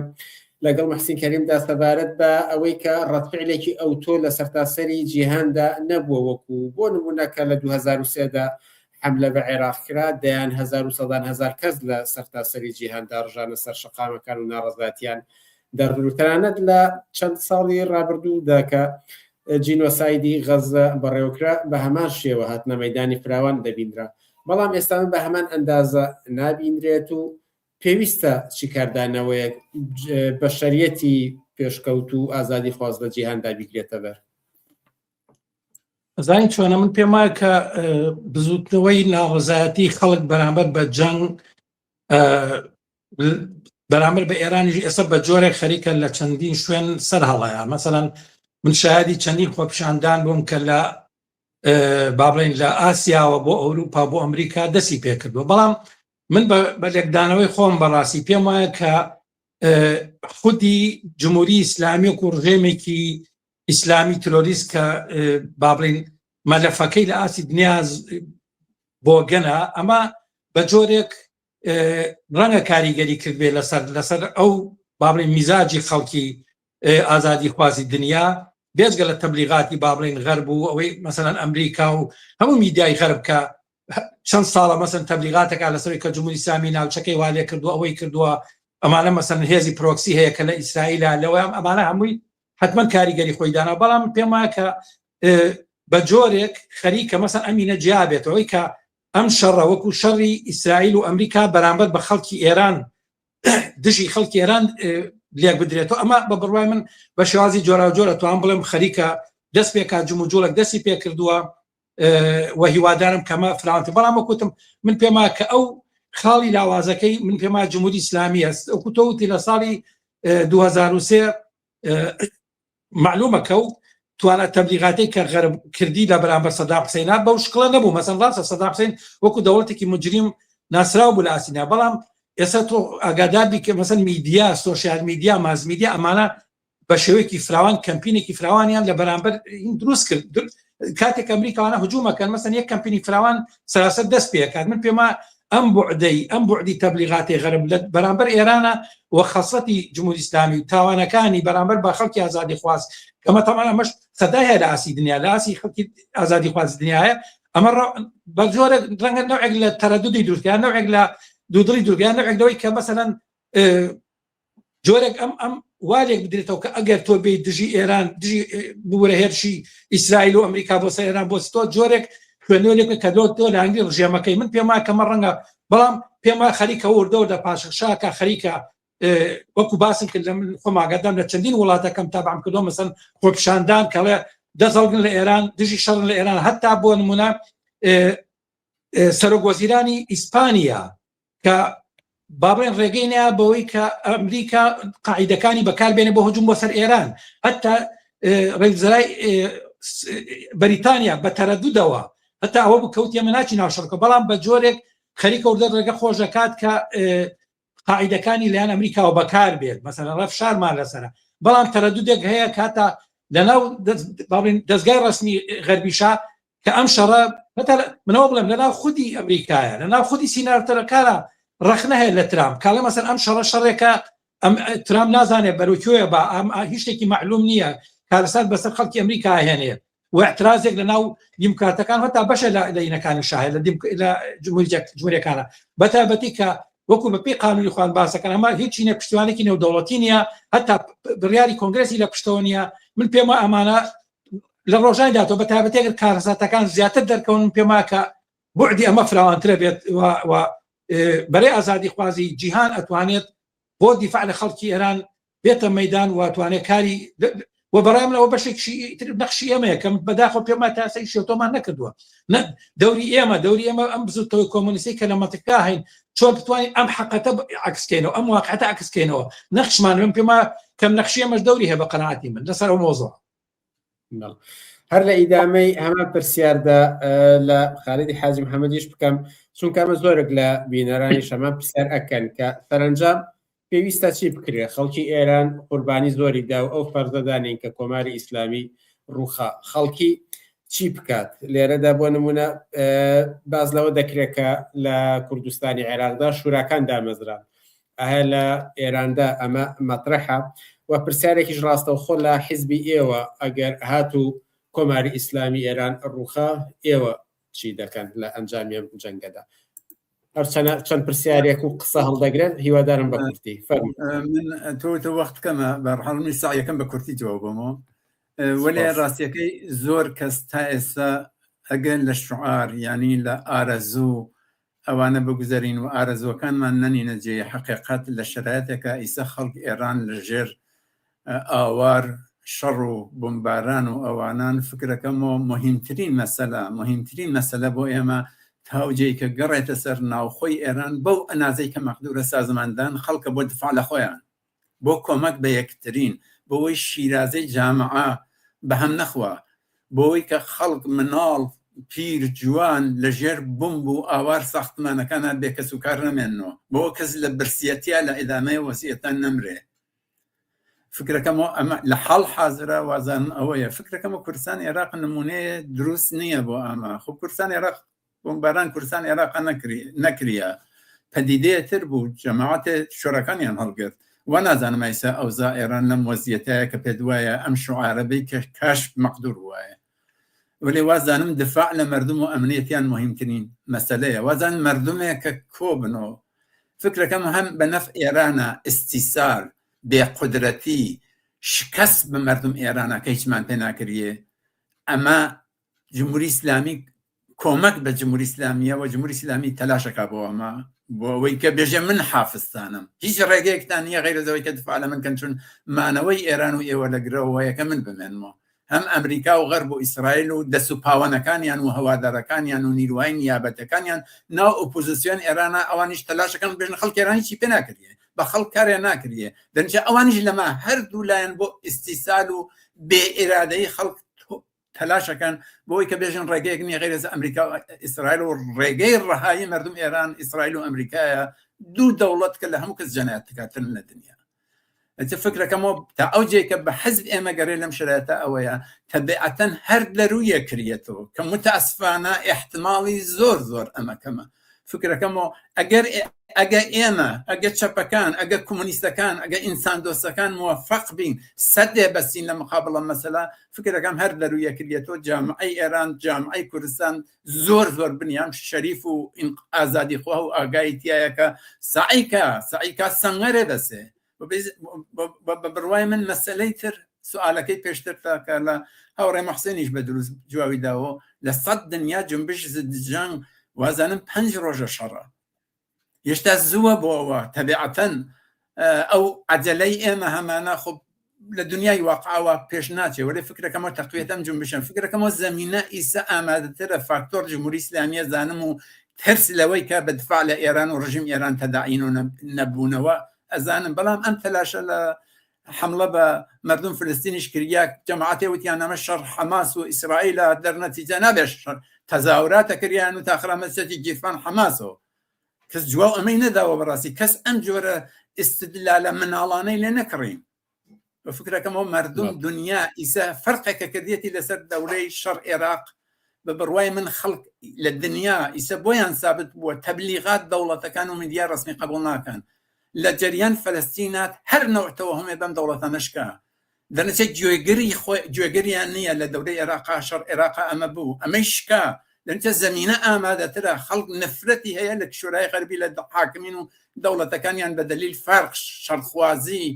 و هەزار تەبلیغات و جەنایەتێکە لە سەد دنیا کردیانە زەمینە ئامادەترە فکرەکەم تاو دەورە بەرحەڵە بێ هەر کەس پی وایە ئەبێ ئەمە فکرەکەمە بێ تەلاشکا بەوەی کە لە دفاع لە مردم ئێران و منتەقا بۆ سۆڵح بۆ کۆتاکردن دەست درێژی هەر دەوڵەتێوە تەبدیل منتەقە بەمایان خوێنە بێت تەلاشکەین و ئێمەش بەنەوەی خۆمان لەمجاتا تەلاشەکەین محسن کەریم دواوتە لە ئێوە وەرگرم لە یەک خولەکدا کەمتریش بێ باشتر قسەیەک ما بێت و لەم چاوپێکەوتەدا نهاتوێت و بە گرنگی بزانن وەکو دواوتە ئاماژەکردن فەرموون من پێما کە خەڵکی کوردستانی عێراق ئەبێ هوشیار بن بەرامبەر بەو پیلانەی کە ئەمریکا ئەوێت کە کوردستانی عێراق ڕاکێشێتە ناو ئەم جەنگا وە لە ڕێگەی با بڵێن سەرانی یەکێتی و پارتی و بە پشتیوانی لەو هێزە کوردیانەی ئێران کە هەر ئێستا لە سنوورەکانی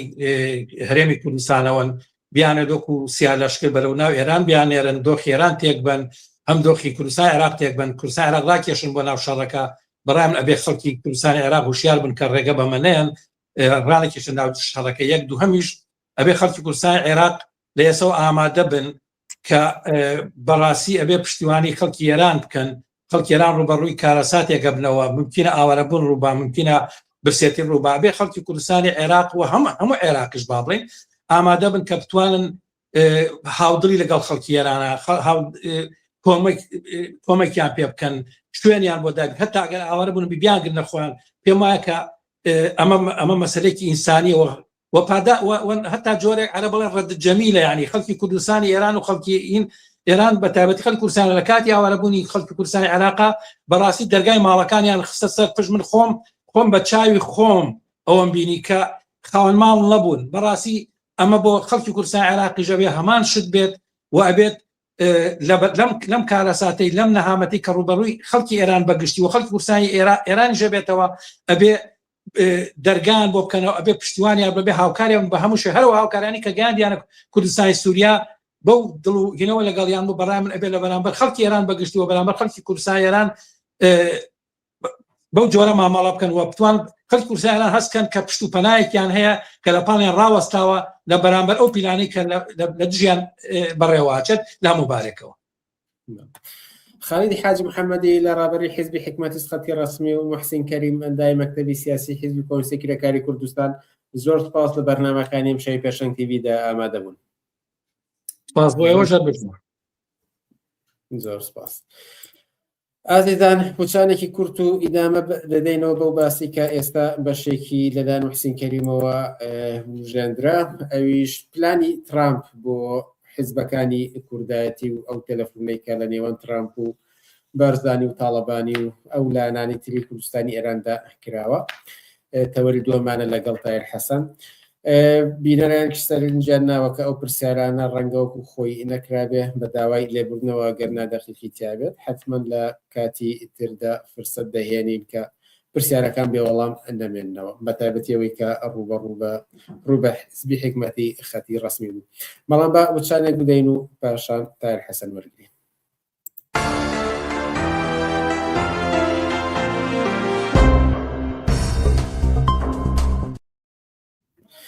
بەڵام بینەرانی ئازیز، وەک گوتم هەمان تەوەر بەڵام تایبەت بە کوردستان و پلانەکەی ترامپ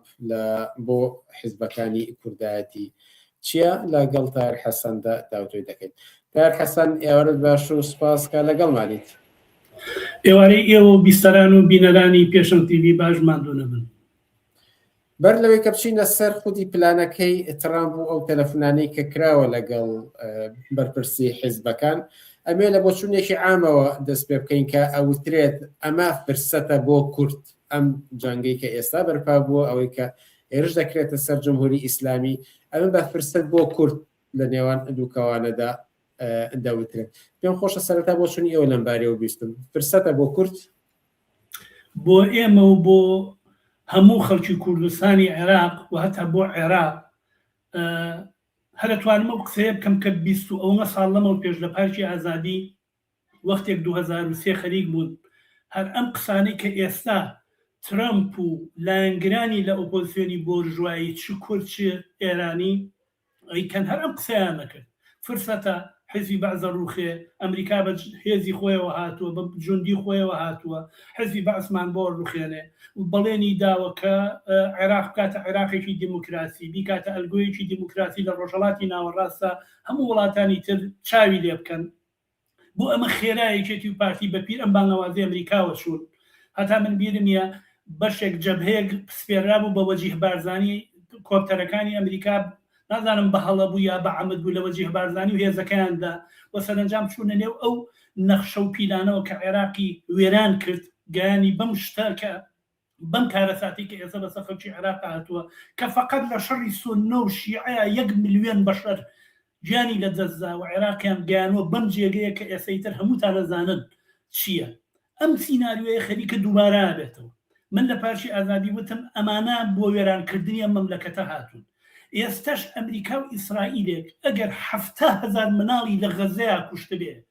خێرە ئێستا خێر و بەرەکەت بۆ تۆ هێنێ لە تاران لە سەردەژ لە سنەر، خێرە ئەمە بۆ تۆ هێنێ. یعنی کافی نییە ئەوەی کە ببینی چ یەک شارێکی بۆ کوشە عێراق بخەرە ئەولاوە. تازەترین برین کە ئەم ملهوڕیە دەستەی فەرمانڕای ئەمریکا و ئیسرائیل نیشانی ئەدەن تازەترینیان یەک شارێکی 2 ملیۆنی لەگەڵ خاکە یەکسان کردووە. باشە بۆچی خێرە ئەمە بێت خێر و بەرەکەت بۆ خەڵکی ئێران بێنێ؟ بۆیە فرسەتە بۆ ژوازی کورد فرسەتە بۆ سەڵتەنە تەڵەبەکان فرسەتە بۆ مجاهدینی خەڵق فرسەتە بۆ ناسیۆنالیزمی عەرەب و ئەوانە جەیشێ دروستکەن و مەنتیقە عەرەبیەکان و ئەهواز دروستکەن و بەلوجەکان بە جۆرێ ژیابنەوە بۆ ناسیۆنالیزمی عەرەب و کورد و ئەمانە بەڵێ فرسەتە بۆیە خەریکن خۆیان حازرەکەن خەریکن کۆبوونەوە ئەکەن خەریکن اختلافاتەکانیان وەلا ئەنێن پشت دەنێن بە پشتیەکەەوە خەریکن ڕسم لەگەڵ یەکتریاگری هەروەی کە دوێنێ شەڕیان بوو بەیەکەوە تەقیان لێ دەکرد هەتا لەنێو ئۆردوگایەکە دوو باڵی کۆمەڵە شەڕ و تەقوتۆقیان بوو کە هێشتا هیچیان بەدەستەوە نەبوو ئێستا پشت دەنێن بە پشتیەکەوە چنە بەردەمی میدیاکان و کوردە بەیەک بێت و ماڵی کوردە بێوا بێت و فرسەتە بۆ ئێمە. بەڵام گەورەترین کارەساتە بۆ خەڵکی ئێران بۆ خەڵکی کوردستان گەورەترین کارەساتە کاتوانین لەم ڕێگەیە لەم وتوێژە باسی بکەین. پێم خۆشە لەسەرەوە ڕووکردنەوە لانی کەم زیاتر ببیستیم کە بۆچی کارەساتە، بەڵام نابێ لەوە زیاتر بچینە سەر و بابەتی کە زۆر گەرمە پەیوەندی ترامپ بە مەسعود بەرزانی و پاڤڵ تاڵەبانی و بەشێک لە سەرکردەی ئەحزابی کوردایەتی لە کوردستانی ئێراندا. CNN راپۆرتی بڵاو کردێتە لەم بارەوە ئەڵێ ئامانج ئەوەیە کە ئەحزابە کوردیەکان چەکدارکەن و بچن لە کوردستانی ئێراندا ڕاپەڕینێک جۆرێک لە خەباتی چەکداری بەڕێوەبەرن. بۆچون ئێوە لەم بارەوە بیستم و ئەگەر هاتو ئەمە بوو بزات ئەم پلانەی لە پشتەوە بوو چی ئەگەیانێ بکردەوە؟ یەک پرسیارێکی زۆر سادە. ئێمە وەکو حیزبی کۆمونیستی کرێکاری لە کوردستانە هەین، بەقەرمان لەوێ، ڕادیۆمان لەوێ، ڕەهبەریمان لەوێ. ئەم ترامپە بۆ تەلەفۆن بۆ ئێمە ناکا بڵێ وەرە نێو پرۆسەوە ئێوەش دەورێکتان نەبێ، بۆمان ناکە، بۆ مەسعود بەرزانیەکە. لەوانەیە بڵێ مەسعود بەرزانی ئاخر چەکداری زۆرە، بەڵام مستەفا هیجری بڕوا ناکەم 50 نەفەری هەبێ، عەبدوڵای موحتەدی بڕوا ناکەم 10 کەسی هەبێ. ڕەبتی بەوە نییە، ڕەبتی بە کرێگیراوی ئەوانن، بەشێکیان باندن هەر حیزب نین، بە کرێگیراویانن. ئێستا ترامپ حەقێتی بڵێ وەرە مەسعود بەرزانی، وەرە تاڵەبانی، وەرە محەممەدی حاجی مەحموود، ئێمە لە ساڵی 91 ئێوەمان پاراز لە هێرشی ڕژێمی بەعس، منتیقەیەکمان جیا کردەوە ناومانە منتیقەی دژە فڕین نۆفلای زۆن و ئێوەمان کرد بە حرز بە دیار ئەم منتیقەیەوە، ئێوەمان پاراستووە لە هێرشی ڕژێمی بەعزە جناگاردی کۆماریە هاتە سەرتان، بۆیە پاراستومانن بۆی کە لە ڕۆژێک ئەگەر پێویستیمان پێتان بوو بیکەن. و ئەم داوایە تۆم باراک ئەگەر ملاحەزە بکەی ساڵح موسلیم لە ڕۆژاوای کوردستان، ساڵح موسلیم وتی تۆم باراک نێردەری ترامپی داوای لێ کردوینەوە کاتی کە هێرش کرایە سەر منتیقە کوردیەکان شارەکانی شێخ مەقسوود و ئەوانە و وردەوردە گەماروی هەسەدایاندا وتی داوایان لێ کردوین کە ئێمە شەڕی داعش بکەین، ئەگەر شەڕی داعش بکەین ئەو فشارەکە جێشی بڵین سووری و جۆلانی خەریکایی کاتە سەر ڕۆژ منتیقەی ژێر دەسەڵاتی هەسەدا ئێمە هێرشەکە مەکەینەوە نایڵین، ئەگەر ئێوە شەڕی داعش بۆ ئێمە شەڕی حەشدی شعبی بۆ ئێمە بکەین. وتی ئێمە پێمان وتووە مە قسەی ساڵح موسلیم خۆیەتی، بەڵام ئێمە پێمان وتووە ئێمە نۆکەری هیچ کەسێنین، ئێمە بڕیار لە خۆمان بڕیارە دەین چی شتێ بە قازانجی خۆمان بێ. من مەبەسمەوەی بڵێم کە داوایان لێکەن چەند وەختە ئەیان پارێزن و بە خێویانەکەن و پارەیان پێدەن، چەکیان پێدەن، هێزیان پێدەن، لەم کاتەیە ئەگەر پێویستیان پێیان بێ بڵێم بڕۆ بیکەن. ئەمریکا و ئیسرائیل نایانەوێت جوندی خۆیان بکوژ بن، هەمووی 4-5 جوندی ئەمریکی کوژراوە، هەر لە ئێستەوە مقۆ کەوتۆتە شارعی سەجادەکانی ئەمریکا کە ئامادە نیم مناڵەکانمان بکوژ بن.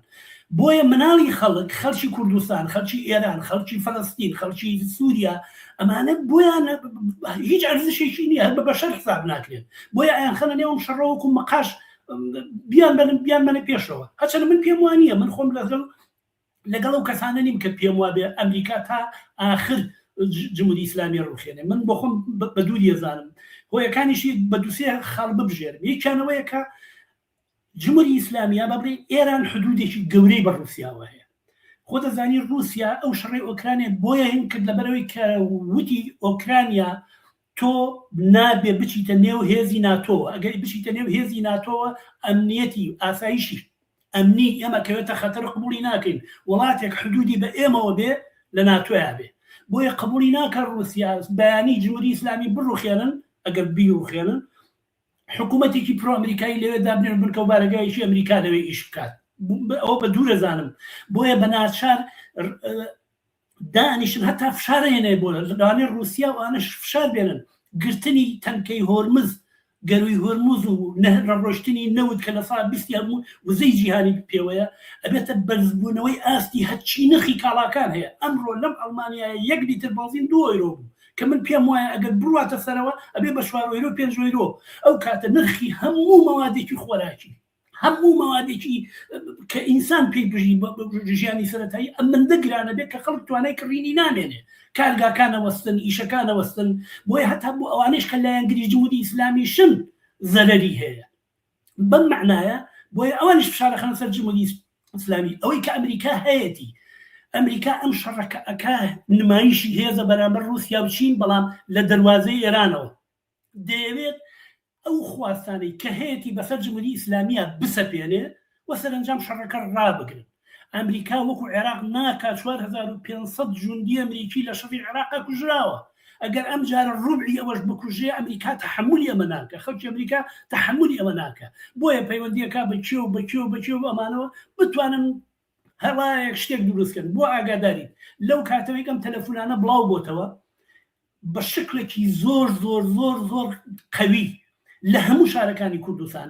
لە سنە لە مەریوان لە کامیاران لە شنووە لە مەهاباد سوپای پازداران بە شکلێکی ئێژگار زۆر بڵاوی پێکراوە چونکە لە بنکەکانیان دراوە ئێستا مزگەوتەکان و مەکتەبەکانیان هەڵبژاردووە بە شکلێکی بەربڵاو سوپای پازداران لە شارە کوردیەکانە بڵاو بوونەتەوە یعنی هەر ئێستا فەزای خەفەقان و ترس و خۆف و هەموو ئەوانە سەراسەری کوردستانی داگرتووە بەم معنایە لە ترسیەوەی کە نەکا حرەکەتی یا شتێ بکەێت ئەم ڕۆژانە وەزیری خارجی ئێران تەلەفۆنی کردو بۆ باخۆ تاالبانی کە ئەڵێ گوایە هەلومەجی شەڕەکەیان تاوتوێ کردووە و نازانم چی کردو ئەمە قسەیەکی پرۆپوچە هەڕەشەی لێکردی تەلەفۆنێکە کە ئەو کردوێتی ئەڵێ ئەگەر بژوڵی تۆ شارەکانتان وێرانەکەی هەرچەنە خۆ دەستیشی نەپاراستەوە تا ئێستا بەردەوام هەولێر لەژێر ڕەحمەتی موشەکانی جمهوری ئیسلامی هەیە ئەمڕۆ لە ڕوودا و تاوتوی ئەم بابەتە کراوە وتیان کە ئەمە ڕەنگە ئیحراجی بۆ کورد دروست بکات چونکە ترامپ کەسێکە مەرج نییە بەڵێنەکانی تا کۆتایی بەرێ ڕەنگە کۆماری ئیسلامی نەڕوخێنێت تاوتوی ئەوە کات یان ئەو وەختە پەیوەندی لەگەڵ ئێرانە چۆنە بێ کە ئێستا دۆستی کووردە ئەمە کۆمەڵە پرسیار دروستەکە بەڵام خۆتان کۆمنتی لەسەر بدەن بۆچی پێیان وای ئیحراجی بۆ کورد دروستەکە ئەم تەکلیفەی کە کراوە ئیحراجی بۆ یەکێتی و پارتی دروستەکە وەڵام من و تۆ کوردین یەنات بۆ من و تۆی دروستەکە بنار ببەخشە هاوڕێنارم بیرکەوتەوە داوای لێبوردن نەکە بۆ من و تۆی دروستەکە بۆ من دروست ناکە بۆ یەکێتی و پارتی دروستەکە چونکە ئەوان بە درێژایی مێژوو یاریکەری ئەسلی نین لە نێو هەلومەجی سیاسیە بەڵکو لە نێو قڵوشت و چێشمەکێش و ململانەی دەوڵەتەکانە خەریکن نانەخۆن لایەک بەهێز بێ بۆ ئەولا لایەک بەهێز بێ بۆ ئەولا سیاسەتی ئەمڕۆ بە قیمەتی ڕۆژ نانەخۆن بۆیە معلومە کە تووشی ئیحراجێ من لەبەرەوەی کە ڕێزەرای بریتانیا هی پێشووی بریتانیا وتی ئێمە وەختێک شوینە نێو شەڕی ساڵی 2003 ڕژێمی بەعزمان ڕوخان هیچ پلانێکمان نەبوو دوای ڕوخانی ڕژێمی بەعز چی هەر لە خۆمانەوە جێیشمان هەڵوەشانەوە و حکوومەتمان هەمووی هەڵوەشانەوە هەموو سەرانی حزبی بەعزمان هەمووی پەرتەوازە کرد و دوایی چی دو نەمەزانی چی جمهوری ئیسلامی هات وردە ئەو بۆشایی پڕکردەوە ئێستاش هەمان نەخشەیە یعنی ئێستا بۆ ترەمپ و ئیدارەی ئەمریکا بڕوا بکەم معلوم نییە کە ئەوە جمهوری ئیسلامی ئەگەر بڕوخێنن چی بکەن لە دوایەوە چ شتێک دابنێن چونکە تەجروبەی عێراقیان هەیە کە هەموو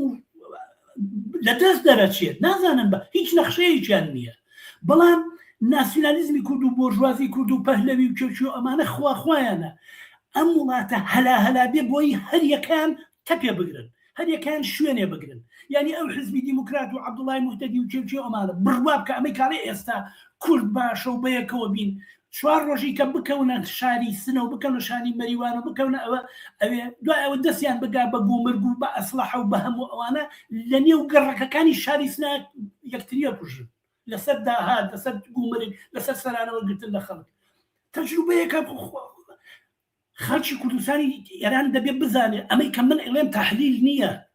تەجروبەی 35 ساڵ برینە لە جەلسەی کۆمەلگەی کوردستانە. بۆیە دەبێ بزانن کە ئەم یەکێتی و پارتی ئیحراج بوون بۆیە منیش هیچ گومانم لەوە نییە، هیچ گومانێکم لەوە نییە. ئەگەر مەسعود بەرزانی بزانێ 100% بزانێ جمهوری ئیسلامی ئەڕوخێ ئەو هەموو چەکداری زیێرەبانی و چی و ئەمانەی هەیە هەر هەمووی لە حدود ئەکات بە قوربانی ئەم هەموو خەڵکە هەر هەمووی خاتە پێش خۆی و ئەخاتە پێش جێشی ئەمریکی و هەر هەمووی بەکوشدا هیچ شتێکی لەوە نییە. بۆ لەبەرەوەی دوایی لەگەڵ ئەمریکا لەسەر مێزێ دابنیشە ئیمتیازات وەرگێ، بەس لەمە دڵنیانێ بۆیە ناوێرێ. بۆیە هەمیشە لەسەرەوە قسەیەکەکەن لە ئیعلامە، باشە لە ئیعلامە قسەیەکەکەن، بەڵام لە ژێری شەو تازێنامانێرن کەوت و خواوە خامنەی کوژرا و بەڕاستی کەلێنێکی گەورەی دروست کرد لە دڵی کۆمەڵگەی کوردستان. ئەوە ڕەزانەتەکەی. بەڵام ئێستا خەڵکی کوردستانی ئێران چی بکەن، چی ڕێگەیەک بگرنە بەر؟ ومێت بەم دۆخێکە هاتۆتە پێشەوە ببەستن بۆ کۆتایی جمهوری ئیسلامی، یان پەیامی ئێوە چییە بۆ خەڵکی کوردستان بە تایبەتی کوردستانی ئێران؟ یەک تۆزێکی کەس لەسەر ئەوە هی بکەم، ئەزانی چۆنە جەنگ ئەوەی کە خەڵک ئەوەی کە ئەوانەی کە ئەیانەوە ئێران بڕوخێ و خۆیان دەستیان لە قوڵفەیەکی دەسەڵات گیر بێت کاڵێن فرسەتە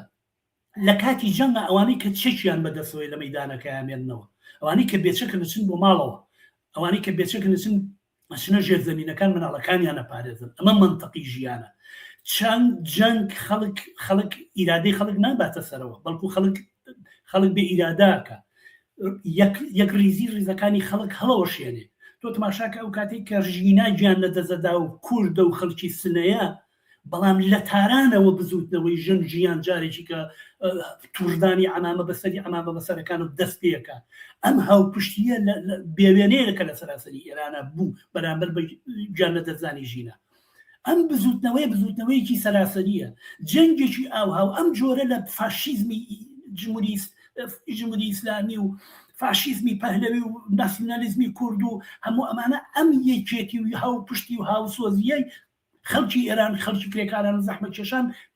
شەقەکە. بەڵام بە پەیامی من بۆ خەڵکی کوردستان ئەوەیە، خەڵکی کوردستانی ئێران ئێوە تەماشای کوردستانی عێراق بکەن. دوو دانە نەسڵە خەریکە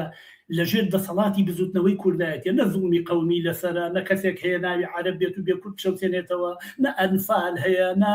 هەموو ئەوانە هەیە. بەڵام خەڵکی کوردستان ئەگەر تیرۆری کوشتنی ژنان بخەیتە ئەولاوە، ئەگەر فڕانی ڕۆژنامەنووسان بخەیتە ئەولاوە، ئەگەر سەرکوت و ئازادی سیاسی پێشەرکردی ئازادی سیاسی بخەیتە ئەولاوە، بە پێی ئاماری وەزیری کار و کاروباری کۆمەڵایەتی دەڵێت 220,000 خێزان لە کوردستانە لەژێر خەرتی فقرەواژین. ئەگەر ئەو 220,000 هیچ عایلەیەکی 5 نەفەری بن، یعنی یەک لەسەر 5 خەڵکی کوردستان لەژێر فقرەواژی لەم لاشەوە ریزی ملیاردێرەکانە. بۆیە ئەگەر چونکە هەموو ئۆپشنێک کراوەیە، هەموو ئەگەرێک کراوەیە، لەوانەیە جمهوری ئیسلامی بڕوخێ. ئێوە لە شارەکانە ئەوەی کە بۆتانەکرێ، چونکە دڵنیا بن لەوانەی ئەم چەکدارانە بەیانی خۆیانە گەیەنە سەر ماڵەکانی ئێوە، باشە خۆیانە گەیەنە سەر ماڵەکانی ئێوە، اینجا ئێوە لە ماڵەوە دابنیشن حکوومەت، اینجا ئێمە حکوومەت دەکەین. ئاواتان پێڵێ لە هەر کۆڵانێک و لە هەر جادەیەکە بۆ خۆیان حکوومەتە دروست دەکەن. ئەم دەستە و تاقمانە هەموو کۆمەلگە وێرانەکەن. بۆیە ئەگەر شتێکی وا بوو دەستان گەیشتە چەک، خێرا یەک سادێکی ڕەهبەری لە شارەکانە دروست کرد، خێرا ستادێکی ڕەهبەری دروستکەن، ئەو چەک و چۆڵانەی کە هەیە خێرا هەموو کۆمەلگا ینی هەموو شارەکان چەکدارکەن و شوراکانی خۆتان پێک بێنن تا کوێخاو ئاغا نەیە بۆ سەرتان. ئەگەر ناچەکداریە بۆ سەرتان و سەرنجام چارەنووسی هەموو ژیانتان ئەکەوێتە دەستی ئەوان. ئەگەر جمهوری ئیسلامی ڕووخان، ئەگەر نا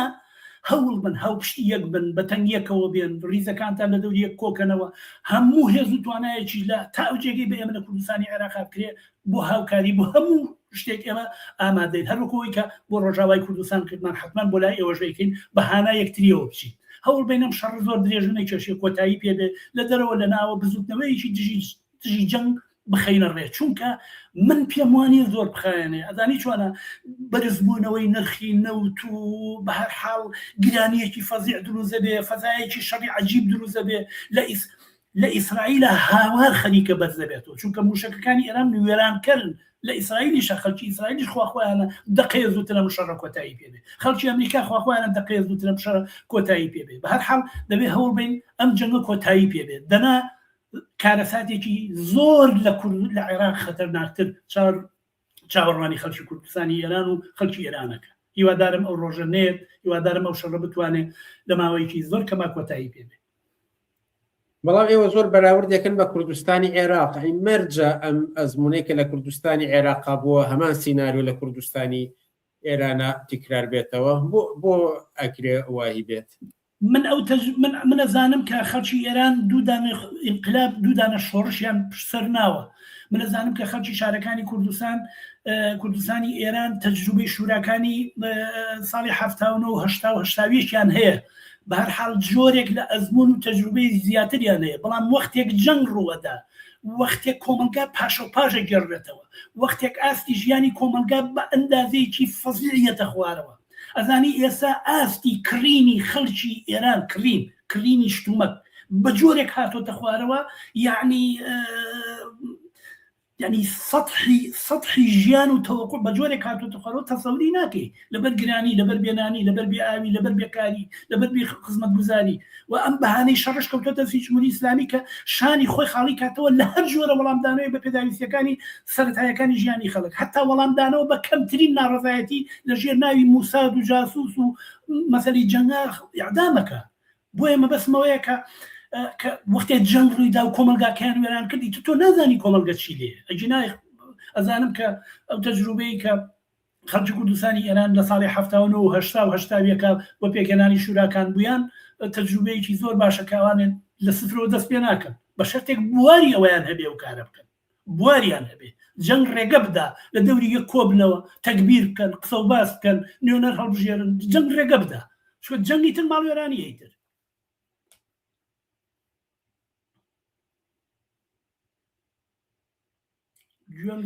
ئەگەر کاتێک ما بێت و بیخەمە اختیاری خۆتانەوە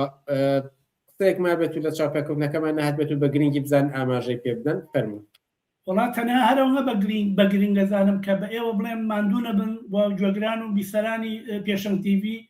زۆر سپاس بۆ گوێگرتنتان ماندوونە بن هەرەوە ئەوەم نەبووتر بوو باوەشم بڵێن کار حەسەن زۆر سپاس لە بەرنامەکانی ئەمشەی پێشەنگ تیڤیدا ئامادە بوون زۆر سپاس بۆ ئێوەش ئازیزان سپاس بۆ ئێوەش دەبینم کۆمنت و پرسیار و سەرنج و شتی بەهێزیش هاتوو وەکو ئەوەی کە لە کوردستانی ئێرانیش ئەڵێن دەرێ حکوومەتەکەمان ساوایە با خەڵکی سەبر بگرێت بەڵام بەهۆی کەمی کاتەکەەوە نەمانتوانی تاوتویان بکەین و بیان هین لەسەر شاشەکە بەڵام سپاس بۆ بەشداری چالاکاتەکان لێرەدا دێینە کۆتایی بەرنامەکانی ئەم هەفتەیەمان تا هەفتەی ئایندا کاتێکی خۆش بۆ هەموو لایەک وەرشاد و سەرکەوتوو